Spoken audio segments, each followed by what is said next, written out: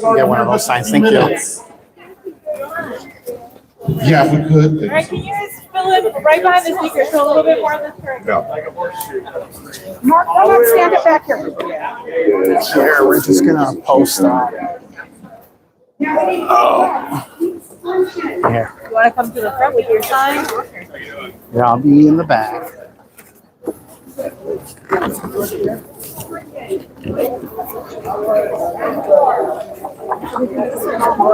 All right, folks, we're getting started. Come, if folks could please make their way up to the steps. Grab a sign.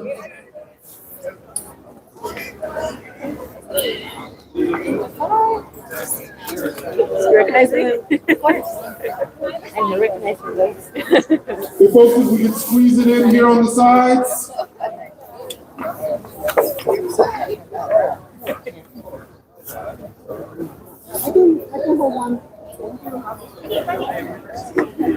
Yeah, very nice. It's been a long time.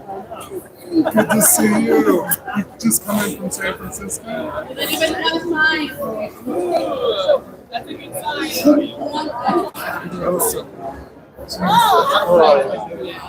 You look so fantastic. All right, y'all, let's get the energy up. When I say who's scared, you say our care. Who's scared? Our care. Who's scared? Our care. When I say who's scared, you say our care. Who's scared? Our care. Who's scared? Our care.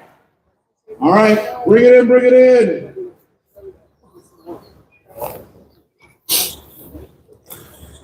Hey, hey, ho, ho. Medicare greed has got to go. Hey, hey, ho, ho. Corporate greed has got to go. Hey, hey, ho, ho. Medicare greed has got to go. Hey, hey, ho, ho. Medicare greed has got to go. Ho, ho. Medicare greed has got to go. Hey, hey. Ho, ho. Medicare greed has got to go. When I say who's scared, you say our care. Who's scared? Our care. Who's scared? Our care. Who's scared? Our care. Who's scared? Our care. Who's scared? Our care. Who's scared? Our care. When Medicaid is under attack, what do we do? Fight back. There we go. When Medicaid is under attack, what do we do? Stand up, fight back. When Medicare is under attack, what do we do? Stand up, fight back. All right, I'm going to turn it over now. I think we're ready to get started. Looking for a thumbs up. Fabulous. So I'm going to turn it over to our MC, Amanda, with Health Access. Yeah.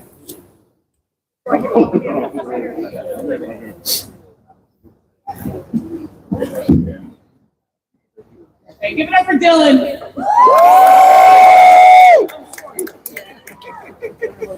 All right, good morning, everyone, and welcome to the Fight for Our Health press event, rally, and lobby day. My name is Amanda McAllister-Wallner. I am the Executive Director of Health Access California. California's Health Consumer Advocacy Coalition and proud co-sponsor of the Fight for Our Health campaign. You may know Fight for Our Health from our work fighting against attacks to our care in Congress. Last year, this coalition came together to host dozens of events up and down the state, from Chico to Bakersfield to San Diego and right here in Sacramento, highlighting the horrible impacts of HR 1 and calling on our members of Congress to reject the proposed cuts to Medicaid. Unfortunately, Congress voted to make the largest cut to healthcare in America's history. Yeah, you can vote. By doing so, California is now facing the loss of billions of dollars to fund our healthcare system.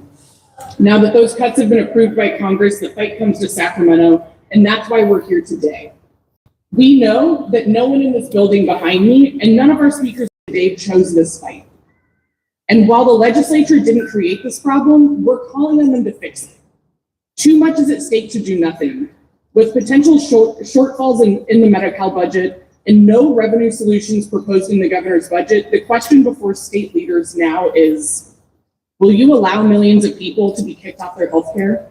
Will you take away benefits that millions rely on to see their doctors, treat their chronic conditions, and live full lives? Hell no. Will you let healthcare workers lose their jobs, exacerbating our workforce shortages? Okay, that one got it. Yeah, that's right. Keep that energy. Keep that energy.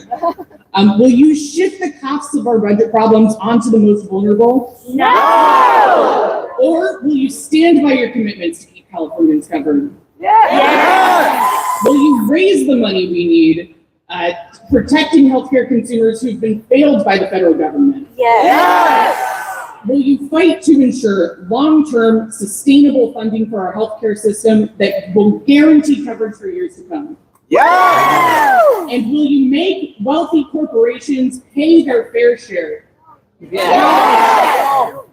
HR 1 wasn't only a cut to healthcare, it was the largest redistribution of wealth in American history, cutting services for the most vulnerable in order to put money in the pockets of the richest Americans and most profitable corporations, many of whom live and do business right here in California. If every other advanced economy in the world can guarantee healthcare for its people, certainly California, the fourth biggest economy in the world, can too. I'm proud to be joined today by hundreds of consumers, healthcare workers, and passionate advocates who will be meeting with legislators today to call on them to work with us to find solutions that protect access to healthcare. One of the impacts of these cuts will be to our healthcare facilities that will have to reduce services or close altogether. To speak about the direct impacts, I'd like to welcome Jody Wong, a physical therapist at Fairmont Outpatient Rehab of the Alameda Health System.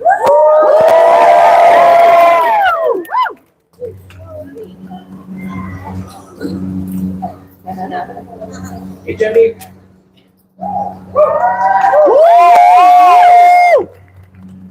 Apologies, start off with us. Good morning, everyone. My name is Jody Wong. I'm a physical therapist at Fairmont Outpatient Rehab Clinic in San Leandro, which is a part of the Alameda Health System. I'm also a proud member of SCIU 1021. I'm here today to speak to you about what these HR 1 means, cuts means to the patients we serve who come from all over the East Bay. At Fairmont, most of our patients are Medi-Cal recipients, so the threat of the cuts is something we feel very personally every day.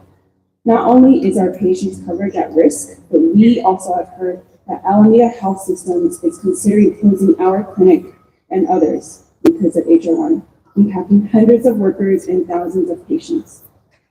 I became a physical therapist after my mom was diagnosed with Guillain-Barré syndrome, and I saw how physical therapy helped her regain her independence.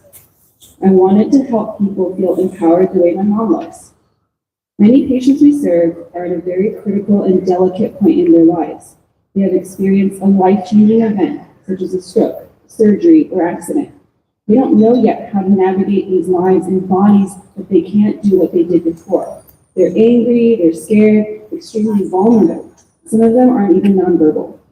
We also have patients with cerebral palsy, multiple sclerosis, other conditions that need ongoing therapy to help them thrive. Some come to Fairmont needing more than one kind of therapy, such as occupational and speech therapy. We all work together to help our patients learn how to do everything from toileting, feeding, dressing themselves, to cognitive training and other communications using new technologies. Some people can no longer walk, so we teach them instead how to crawl and wheel. One of the most important factors in the work our team of therapists do is regarding timing. There's such a small window of time when we can get in there and work with our patients to really maximize their process and healing. They have to learn what to look out for, what signs indicate an issue that they can put them back in the hospital, such as clots, that can be dealt with before they get serious, requiring ICU admission. Unless a patient gets that critical time with the therapist, they may not know that. We are not providing luxury services at Fairmont.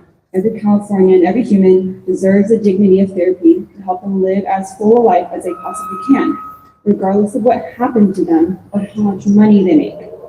I'm terrified of what it would mean if we lose any of their patients, if our patients lose coverage. Every legislator in the state should be terrified as well. There is no backup plan for our patients. It seems outrageous that we are here having to fight for this, but I'm proud to be here with all of you today, as well as other members of AHS. seeing you all here gives me hope, and maybe the people making these decisions will understand that these cuts are not only heartless, but harmful to our communities in ways that will impact everyone, especially and even the rich. So let's get out here today, speak for ourselves, but also for our community that cannot be here today. Let's fight for our health. Thank you so much.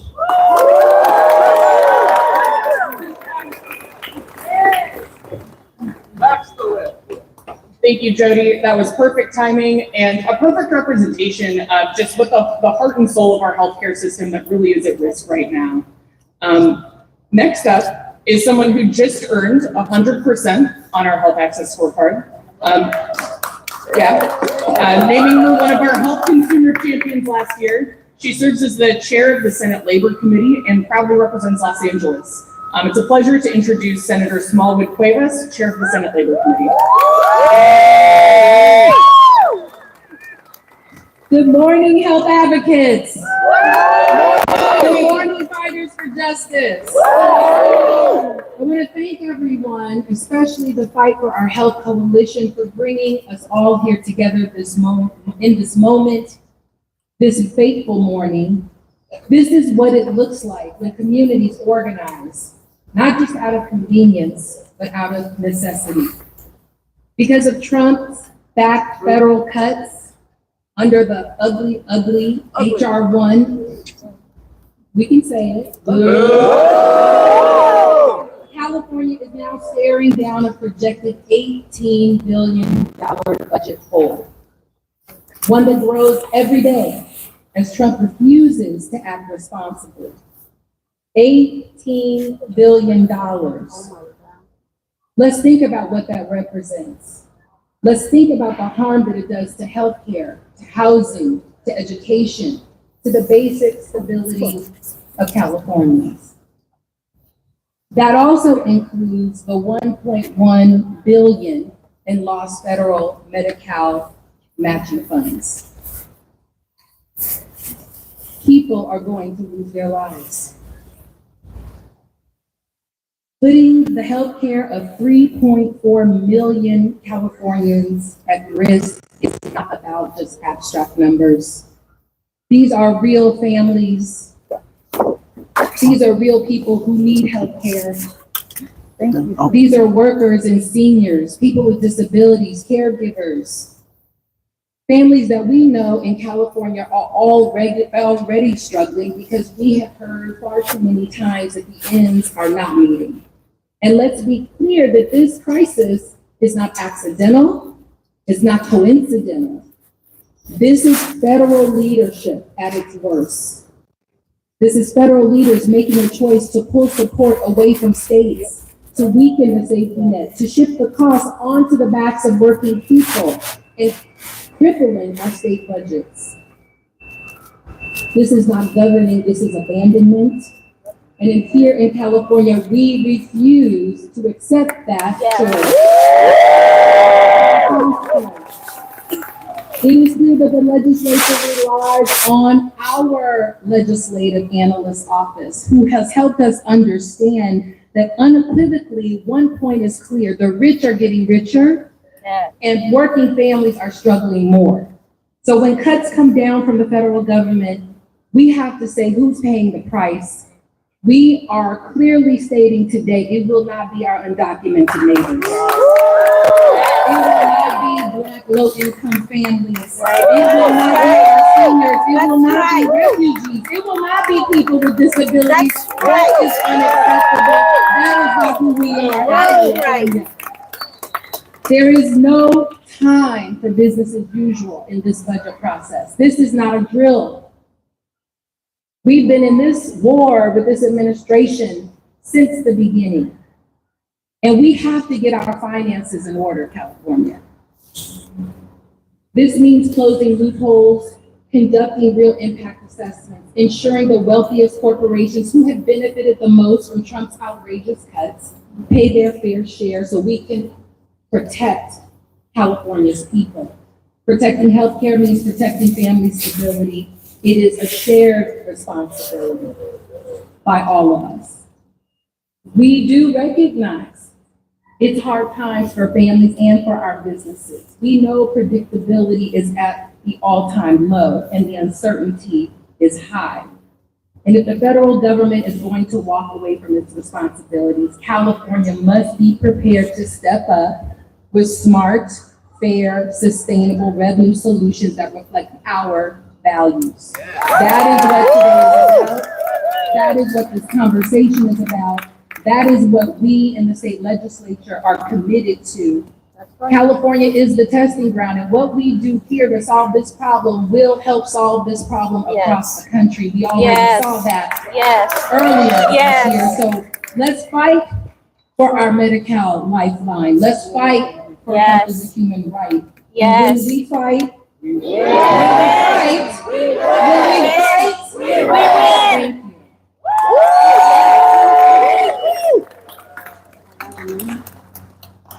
Thank you so much, Senator.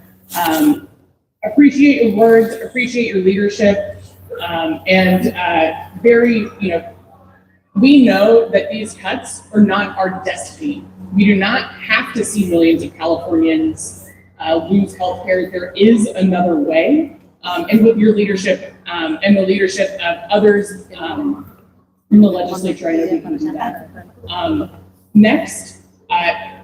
Next, I want to welcome Jim Mangia, who is the CEO and president of St. John's Health in Los Angeles. Jim's been a steadfast supporter of Fight for Our Health, and we're so grateful to have him here today. Jim? Thank you so much. I'm here to represent St. John's Community Health, which is a federally qualified health center, nonprofit. We provide medical, dental, behavioral health services to more than 150,000 people in Los Angeles and throughout Southern California. All of our services are free, and we provide care to the most vulnerable among us, people experiencing homelessness, transgender community, etc. This morning at 4 a.m., St. John's received notice from the federal government that 5 of our federal grants totaling $4 million were being eliminated by the Trump administration. Those grants paid for a Black maternal health program, that has seen infant mortality rates drop, Black maternal deaths drop, improvement in birth outcomes for Black women has increased significantly, and that program, $1.5 million is being eliminated. Transgender health services have been eliminated. Healthcare for people who are recently incarcerated is being eliminated. Healthcare for transgender individuals, healthcare for the homeless, people with HIV, all of those programs are being cut. And so we are here today. St. John's is here in solidarity with all of the organizations and unions and elected leaders to say that we demand that the state legislature and the governor step up and backfill these cuts from the federal government and save health care for our communities. We demand that. It is unconscionable, as Senator Smallwood Cuevas said, it is unconscionable that we would balance the California budget on the backs of people experiencing homelessness, on the undocumented, on transgender community, on the Black families who built this state. We cannot allow the budget to be balanced on our backs. It is a reflection of our values, and we have to demand that the values of California be covered in that budget. So we're honored to be here today. We're honored to stand with you. St. John's is here in the fight, and we are going to protect the rights of our patients because healthcare is a fundamental human right, and we can never forget that.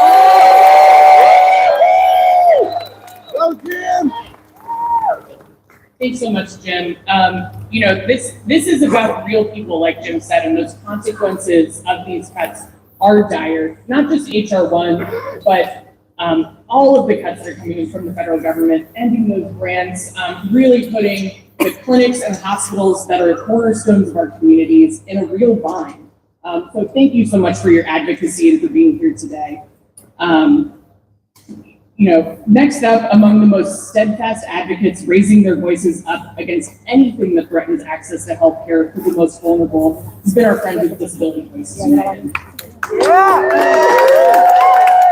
Throughout 2025, people with disabilities made their voices heard to members of Congress, and now they're joining us here in Sacramento to make their voices heard to state lawmakers. And with us today, it's a pleasure to welcome Max Zanona.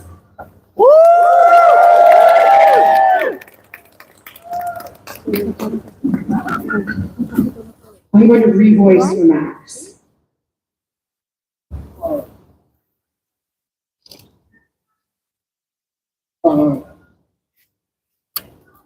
Good morning.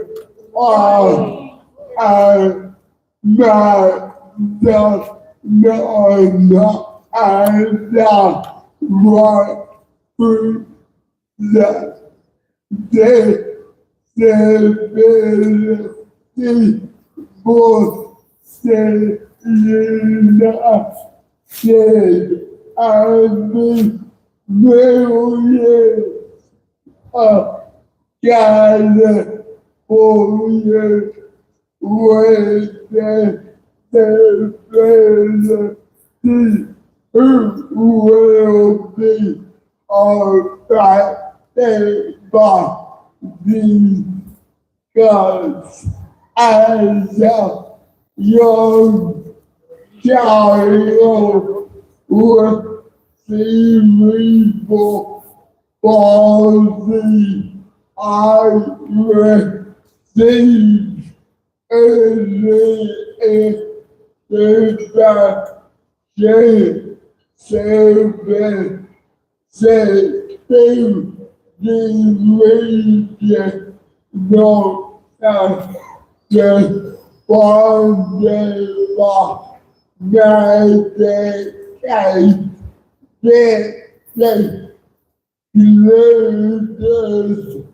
my first political years of speech therapy. I was only able to read that because of medication.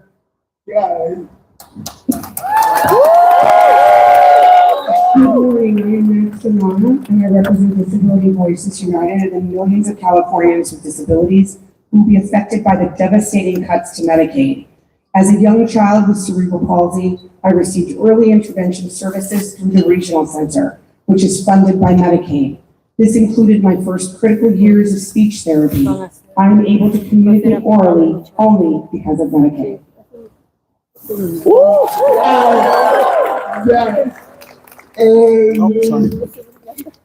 As that all the child received,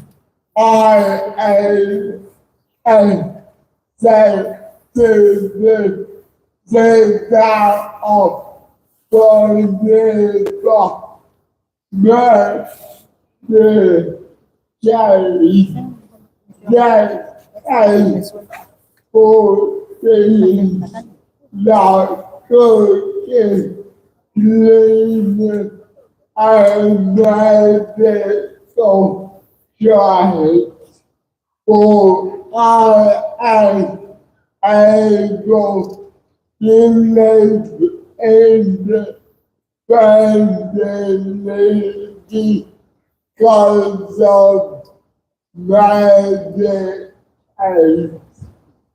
As a young man with cerebral palsy, I receive IHSS services that are funded by Medicaid.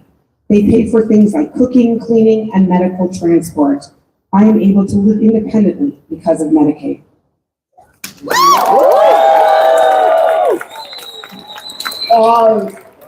receive an hour with equipment because of Medicaid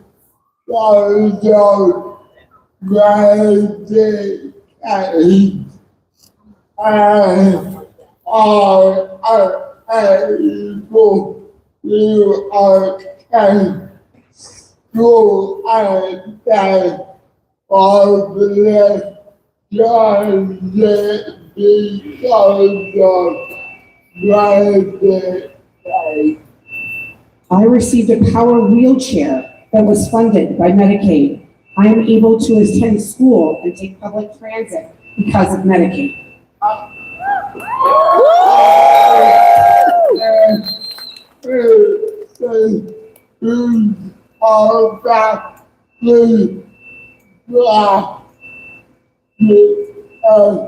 College, I am worried that the independent life that was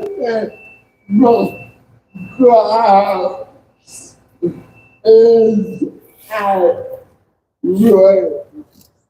As a person who's about to graduate from college, I'm worried that the independent life that's within my grasp is at risk. Why people like me don't have support services we need, we are at risk of institutionalization, which has devastating consequences for us and our families.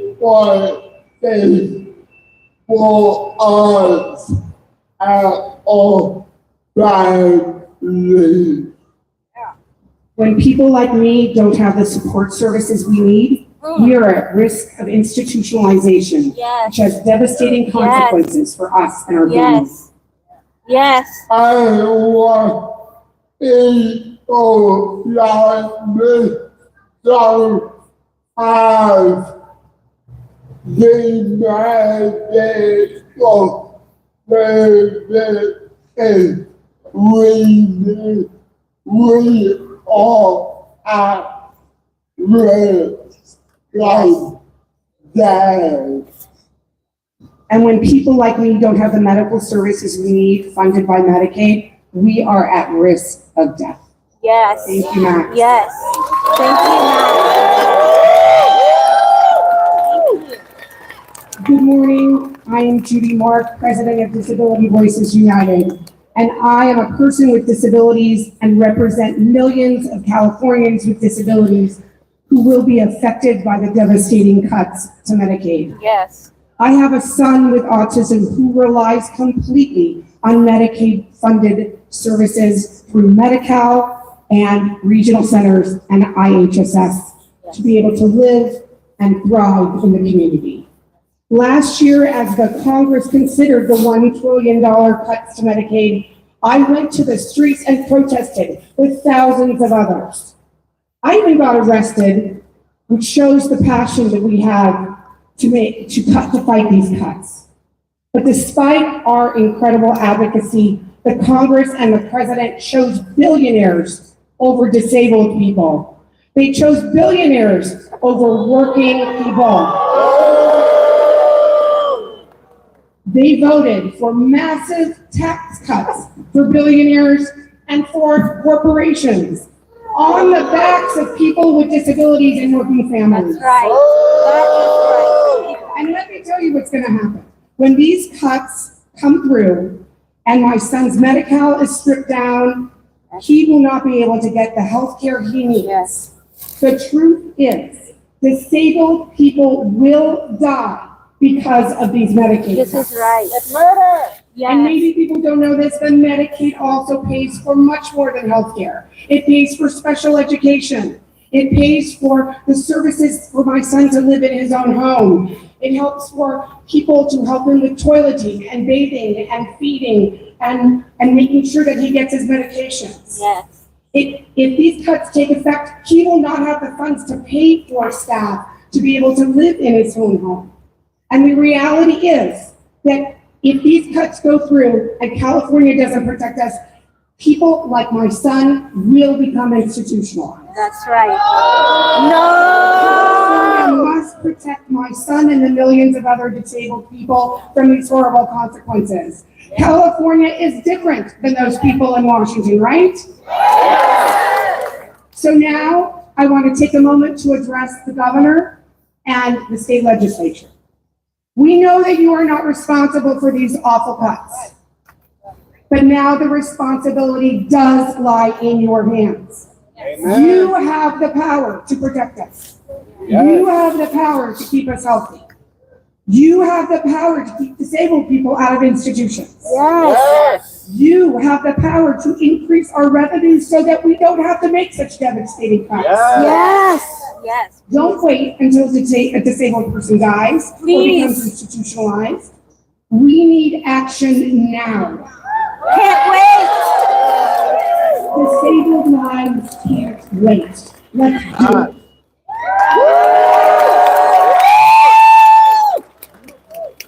Thank you so much, Max. Thank you, Judy.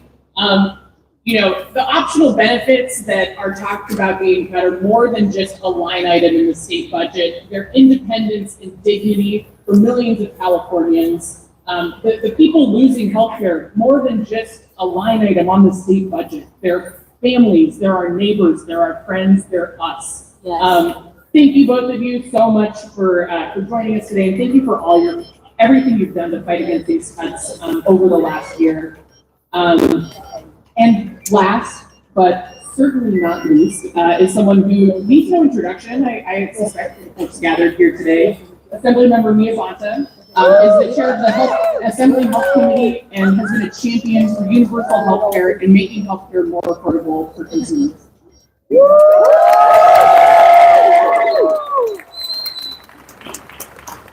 How are we doing this morning? I am Assemblymember Mia Bonta, and I represent the beautiful people of Oakland, Alameda, and Emeryville in 8018. And I have the honor and responsibility of serving as the Assembly Health Committee this year. And I'm here today because we know that California is on the brink of a public health emergency. Under Donald Trump and Republicans in Congress, healthcare is getting more expensive, less stable, and harder to access by design. In July, they passed H.R. 1, a bill that cuts $1 trillion in Medicaid nationwide. What does that mean for California? It means over $30 billion every single year have been ripped out of the hands of Medi-Cal recipients. Ain't right. 3.4 million Californians are covered by Medi-Cal. But this is not a game of dollars and cents. We are talking about people's lives. We are talking about the lives of Max. We are talking about the lives of our disabled community, our LGBTQ community, our Latino community, our Black community, our working families. We are talking about people's lives. Deep federal cuts threaten to strip our life-saving access from our seniors, our children, our immigrants, and those fighting illness. Another $2 million from covered California enrollees will be forced to choose between soaring healthcare premiums and losing their coverage because Congress, MAGA Congress, turned its back on working people and struggling small businesses owners by allowing ACA subsidies Americans relied on to expire. Now here's what we're looking at in California. A 60-year-old couple earning $80,000 a year sees their premiums jump from $5,640 to $31,426. Wow. For a family of four earning $75,000 sees their premiums going from $3,612 to $6,708. It is criminal. Criminal.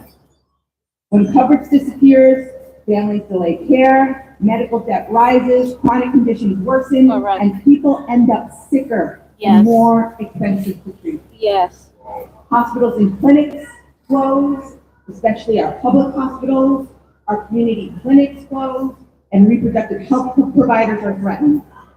And tens of billions of dollars are lost every single year in this decade for sure.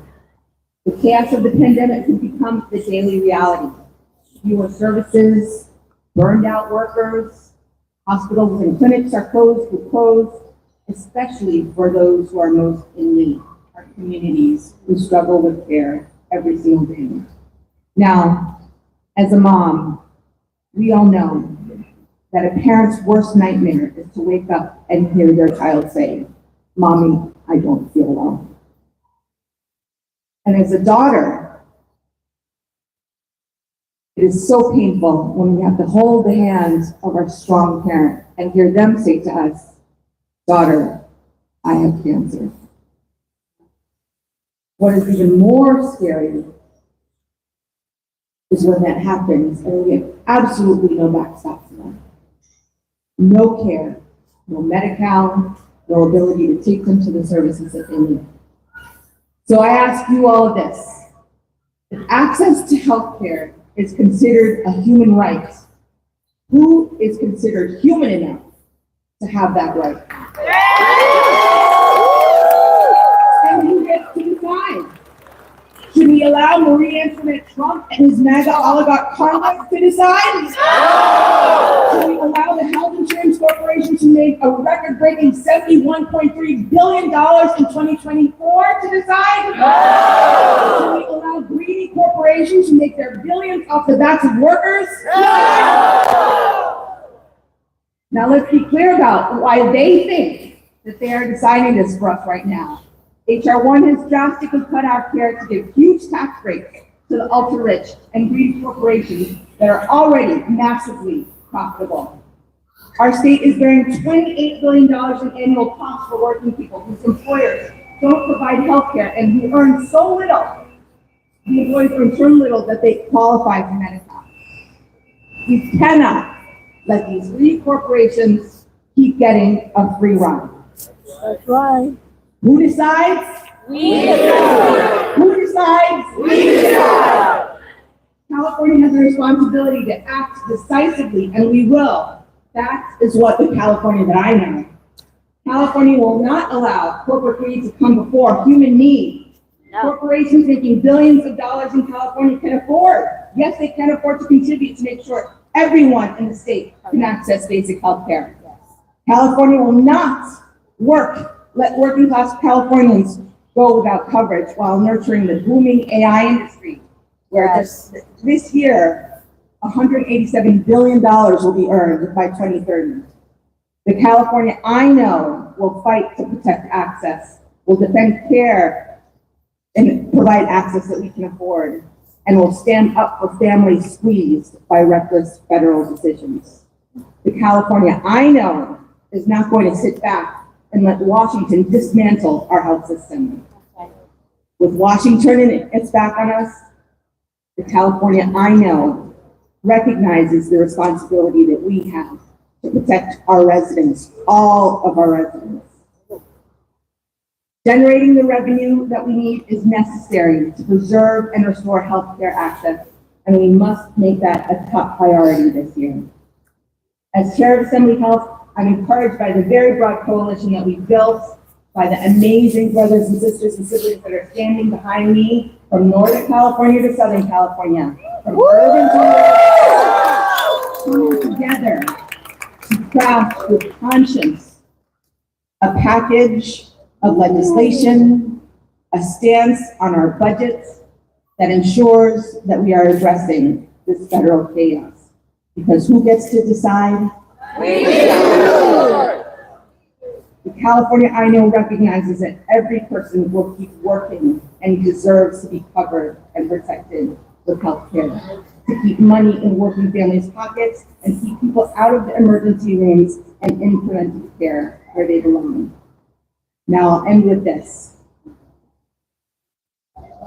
my partner in life and my partner in service, and our Attorney General, Rob Bonta, says, when something isn't right, you don't turn away, you don't stand still. You stand up, you fight back, you fight together, and you fight to win. Now, what happens when we fight? What happens when people with disabilities fight? What happens when our Latino and Black communities fight? What happens when our immigrant communities fight? What happens when working families fight? We will win for healthcare this year. Make no mistake.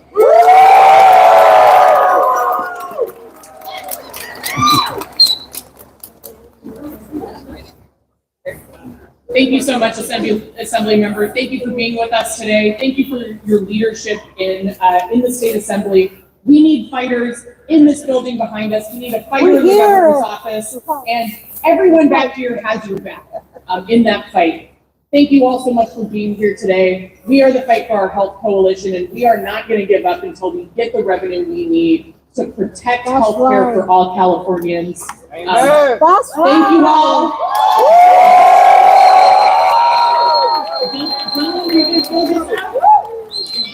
No? Okay. No more chanting. Back to food. Thank you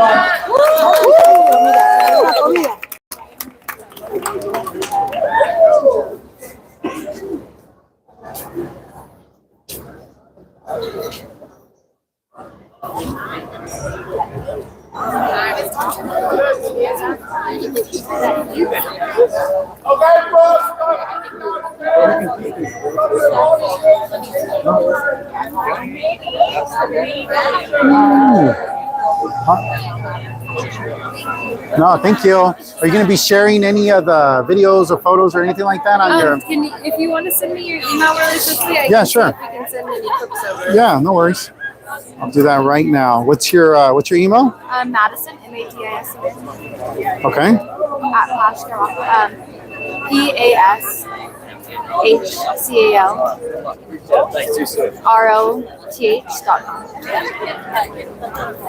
Yes. Thank you. Yeah, of course. Hi. There you go. Good PR firm. Huh? Yes. PR firm. Yeah. So I sent it to you. Thank you so much. Perfect. Appreciate And you. I'll Yeah. see if I can send anything over for you. Thank you. And then Appreciate it. Hi, I'm Kim Rothschild. I'm with the IHS as well. Oh, okay, we're just. Yeah, there you go. Nice to meet you guys. Nice to meet you. Thank you. I was trying to get Cuevas before she left, but she ended up leaving. Well, you can pop in. Okay. You know, popping in is That's what they're going to do, very though.